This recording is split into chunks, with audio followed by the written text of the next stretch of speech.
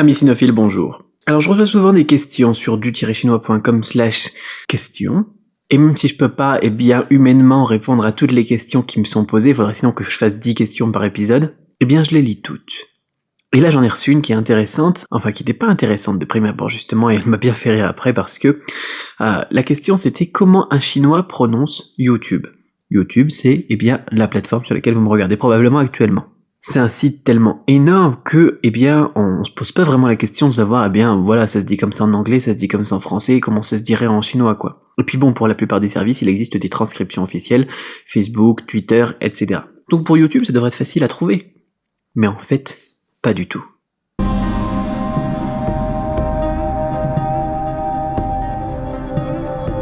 C'est ce que j'ai remarqué quand j'ai lancé ma petite recherche. D'habitude, ce que je fais quand je fais une recherche de nom en chinois, une transcription d'un nom, d'une personne, d'une société, etc. Il suffit de mettre le mot en français et de rajouter le.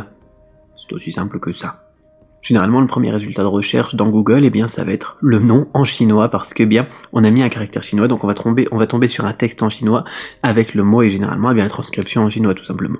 Et là, pas du tout. Je mets le mot et puis, je tombe dans les résultats sur une question en chinois sur Baidu Zhida, c'est-à-dire une plateforme un petit peu comme Yahoo Questions ou des trucs comme ça, ou Quora ou je sais pas quoi. Et la question c'était comment est-ce qu'on dit YouTube en chinois? Parce que il n'y a pas officiellement de transcription du terme YouTube en chinois. Et ça c'est excellent parce que c'est vraiment une grosse erreur au niveau marketing de la part de Google de pas avoir fait de transcription justement du terme en chinois. Enfin bon, remarque, on peut pas dire que la stratégie de Google en Chine elle soit très performante. Ils sont complètement ratés maintenant, Google ça existe même plus en Chine. A l'inverse, il y a des marques qui cartonnent et qui ont bien compris ça, parce que avoir un bon nom chinois, ça va tout changer. Par exemple, Coca-Cola, quand ils sont arrivés ici en Chine, ils se sont nommés Coca-Cola, qui veut dire, goûtu, qui a un bon goût, qui est agréable dans la bouche, et qui rend joyeux, quoi, comme leur slogan ouvre du bonheur, quoi. Enfin, c'est le terme, la transcription, c'est génial pour un chinois. On a envie d'acheter du Coca-Cola rien qu'avec le nom, quoi. Ou Carrefour aussi. Avec tiens le fou là, donc le bonheur, la joie dans la maison, c'est super, quoi. Ah bon, peu importe. Revenons au nom, de YouTube et à ce fameux fil donc de discussion sur lequel je suis tombé. Je vais vous montrer ça tout de suite. Alors c'est pas sur Baidu Zhidao, c'est sur Douban. Alors justement là ils disent aussi généralement les sites comme Facebook, ils ont leur transcription, Twitter il a sa transcription, Facebook il a choisi de faire une transcription comme Facebook, donc là on a le visage et puis le livre. Twitter ils ont choisi un truc un petit peu plus intéressant, donc on a l'idée de pousser un message, de faire quelque chose de spécial, mais ça reste une transcription phonétique, un petit peu comme le choix de Coca-Cola par exemple, ou des trucs comme ça. Et donc ils demandent, c'est par exemple dans les journaux ou n'importe quoi, ils appellent ça, dans les journaux en Chine ou n'importe quoi, ils appellent ça avec les noms chinois, et ils demandent comment est-ce qu'on dit pour YouTube. Et alors là la réponse c'est excellent. Donc on a par exemple ici une astuce pour avoir les pinyin, c'est intéressant aussi, ça si vous allez sur translate.google.com, oups ça va pas marcher si j'ai pas le VPN d'allumé.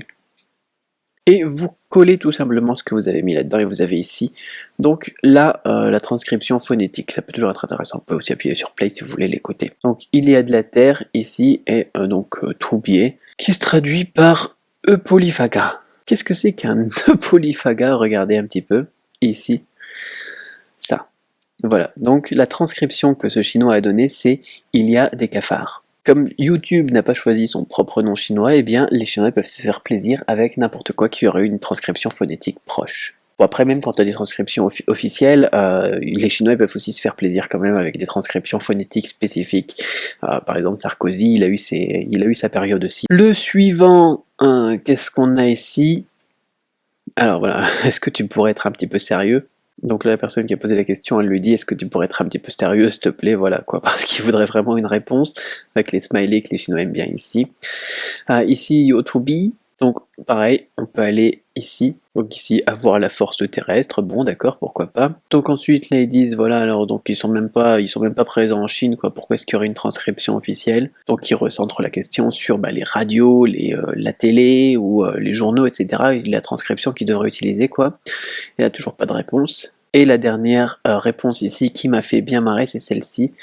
YouTube, en chinois, ça s'écrit Yoku. Yoku, c'est quoi? On va couper le VPN, comme ça va aller plus vite maintenant, donc pour la connexion en Chine depuis la Chine. Yoku, c'est quoi? C'est entre guillemets le YouTube chinois, la version chinoise du service donc de vidéo. Alors on peut pas dire que c'est une copie vraiment, parce que généralement les Chinois, eh bien, ils prennent les choses et puis ils les font en mieux, un petit peu comme WeChat avec WhatsApp. WeChat c'est tout simplement beaucoup beaucoup mieux que WhatsApp. Weibo aussi, on a énormément de fonctionnalités par rapport à Twitter, et c'est vraiment super intéressant, super, comment est-ce qu'on va dire ça? Enfin, bien plus addictif et bien plus efficace que WhatsApp. C'est pas juste un logiciel de conversation, c'est vraiment devenu un réseau social à part entière. Ici, par exemple, sur Youku, ils ont vraiment mis l'accent sur la vidéo à la demande aussi, avec les séries, les films et tout ça. C'est beaucoup mieux foutu. Par exemple, la vidéo à la demande sur YouTube, je pense que vous l'utilisez jamais, quoi.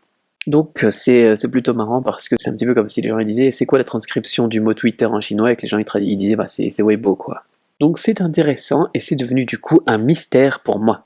Je n'ai pas trouvé la transcription du terme YouTube en chinois. Alors c'est moi qui vous pose la question, si vous êtes chinois, si vous travaillez par exemple dans les news ou n'importe quoi, quelle est la transcription officielle, quelle est la transcription la plus usitée, la plus utilisée de YouTube en chinois? Est-ce que parfois on en parle de YouTube en Chine? J'en sais rien du tout. C'est la première fois qu'on me pose une colle, alors merci pour cette question. Ouh, il y a un orage là. Si vous aussi vous avez une question intéressante, peut-être plus intéressante que celle-là, je ne sais pas, au final elle s'est révélée plutôt intéressante et j'ai même eu envie d'en faire une vidéo, donc qui porte sur le chinois, sur la Chine, sur la culture, les traditions, la vie ici, eh bien posez-la tout simplement sur du-chinois.com/question, je me ferai un plaisir d'y répondre dans une prochaine vidéo. A très vite.